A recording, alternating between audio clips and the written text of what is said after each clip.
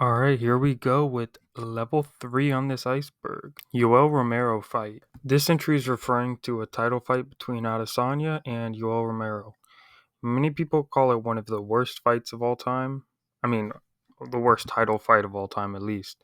Very boring fight. I'll put some images on screen of kind of what was happening. Not much engagement at all. Zero engagement, in all honesty. Yoel wasn't really pushing forward, and when he was, Izzy was just backing up. So Izzy wound up winning this fight and retaining the belt, but not much happening in this fight. But we did get a legendary post-fight speech from Yoel Romero. Not for this. The people, the fighter need to respect the people pay. The people pay because the people want to say, see, the good fight. Not like this. That's what I come to here because I know the people pay. The people working a lot. You need to respect for the people. The people are working a lot and pay pay-per-view. For what? For fight. Yeah, that's probably all I can pay. I just said pay. I meant to say play. Leaving that part in. That's probably all I can pay. Oh my god, I did it again. Okay, that's all I could play without getting this video taken down. We'll see if it even goes up, but on to the next one. The Paulo Costa finish. Yeah, finish was an interesting word choice for me for this one because it was a finish, all right. Israel Adesanya knocked out Paulo Costa in round 2 of their title fight. Coming into this fight, Paulo was an upcoming prospect. I think he was undefeated. Yeah, I think I'm going with these undefeated. Heavy-handed, and Izzy knocked him out. Decently heated rivalry. This one was actually in Abu Dhabi, or it was on Fight Island. So this was during COVID, but what this entry is about is what some people might call controversial. The celebration Izzy did after he finished Paulo Costa, he then finished on his back. I'll play that right here so you guys have some context.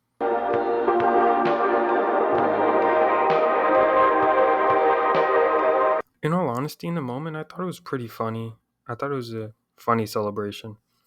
But now looking back on it, I kind of see a lot of people saying that that was like dark or messed up.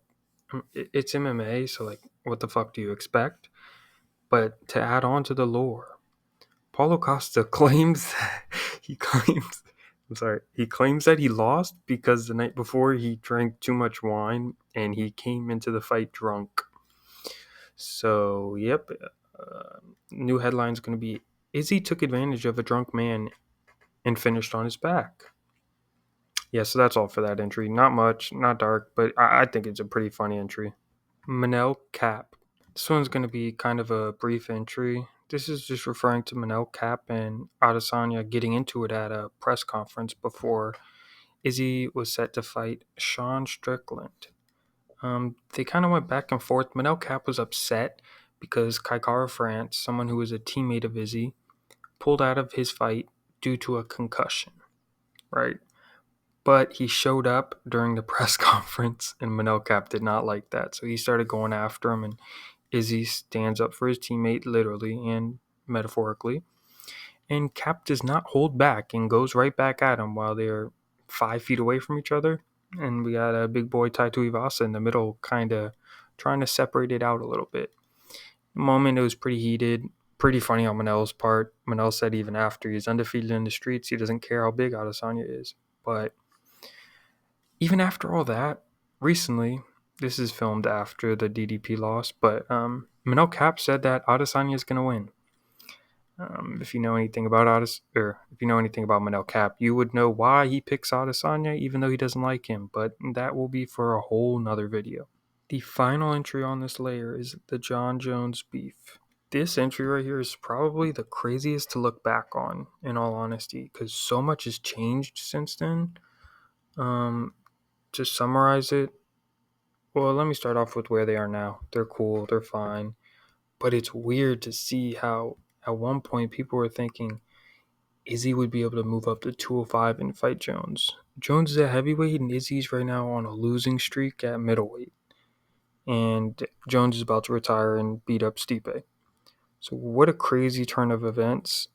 But let's get to what the beef was about. You want me to be honest? It was just some stupid Twitter beef. I guess they could have fought before. there was like a chance that that could have happened. It's kind of crazy to think about now, but a long time ago that could have happened. But it seems like now they made up. But I threw some tweets on screen. There's a lot more, but basically Jones is calling Izzy gay a lot, basically, and saying I'm way better than you. I'm way better than you. And you know, Izzy's calling him a woman beater, a drunk, a steroid cheat, just the usual stuff. But some of the tweets are hilarious. I'm gonna throw some more up here, but you can go and try and find them if you could. But there's this one Jones tweet that's kind of out of pocket. I mean, they're all fucking crazy, but it's a funny beef, to be honest. Looking back on it now, because they're never gonna fight each other unless Izzy gets fat and just finds it. Or, well, there's a chance that Jones and Izzy meet up one day at maybe a bar or something. You know, I'm not gonna say what type of bar, but okay, that's all. All right, guys, here we are. We made it to level 4. Finally, level 4. This one's gonna have some interesting stuff on it. Boxing career. Obviously, many people know about Israel Adesanya's kickboxing career. You know, he fought over in Glory for a while, then he came over to the UFC, but not too many people know about his actual boxing career, which is pretty interesting. He started off 0-1 and then went on a 5-fight win streak. And he only fought in boxing for around a year. I'll put up his record right here. But yeah, lost that first fight, and there's some interesting things on his record I'd like to discuss. So it looks like he started his career in 2014 with his first loss.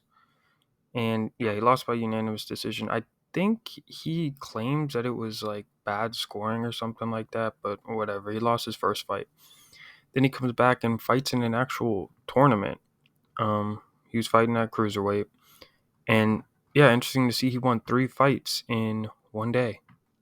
So he wasn't out just like, going out and boxing. He was entering these tournaments. And yeah, so there's not much more to that. I just thought it was interesting that in 2015 he entered a boxing tournament and wound up going 3-0. Then later he went and fought another 2, but it looks like after that he just stopped boxing, switched over to MMA, and here we are today. Old tweets. Okay, where do I start with this one? Izzy has said some interesting things. He has some interesting Instagram posts that some might say are a little edgy. I'm gonna put a couple on screen. I'm gonna have to censor them out, but there was a lot of things about, Hitler maybe, posting some like Instagram post where he had a little mustache and was doing a certain hand sign. I guess a sign of the times, but it was a little weird to see. I'll go over a couple tweets I can find right now. I'm lying. I'm not censoring anything out. Who cares? Get this video taken down, whatever. But this one he talks about his wee wee after his UFC debut. This one's a classic right here. And then we got this one I showed before. This one's more recent. It's a video of a certain guy with a certain mustache. Dancing to a song. He's saying that's what his walkout's gonna be. So yeah, that's an interesting tweet. And this is the last one I'm gonna include. This one's gonna play in a little bit later in the iceberg, but it's a picture of a dog, and he says, "Haha, it would be funny if someone did something, with the private area." Sorry, I have to censor myself on that one. I don't even I don't even want to be caught saying those words right now.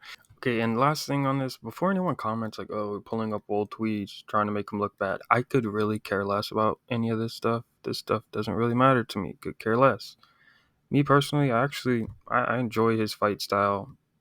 Not gonna lie, I kind of like him as a fighter, but I don't care about this. This is not the end of the world to me. Haha, I posted some funny tweets. I'm just trying to document this stuff. Drick is sparring.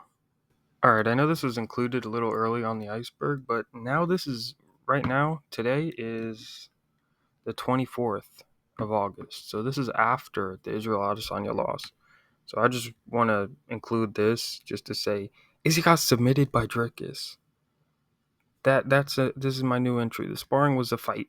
Izzy got submitted by Drickus. Israel Adesanya's first submission loss.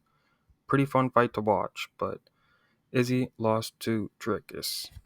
But yeah, the last thing I'm going to add on this one is Allegedly, they sparred in 2014. Both of them agree that they sparred. Izzy said he did better in the striking. Dricus said he did better in the grappling. Izzy said Dricus did better in the grappling. But it seemed like Dricus disagreed and said that he was better than him.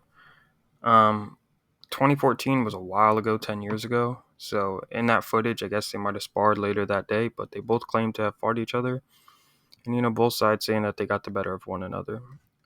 Interesting to see how that fight played out. Dricus did submit Izzy, so yeah, I guess that kind of settles that entry right there.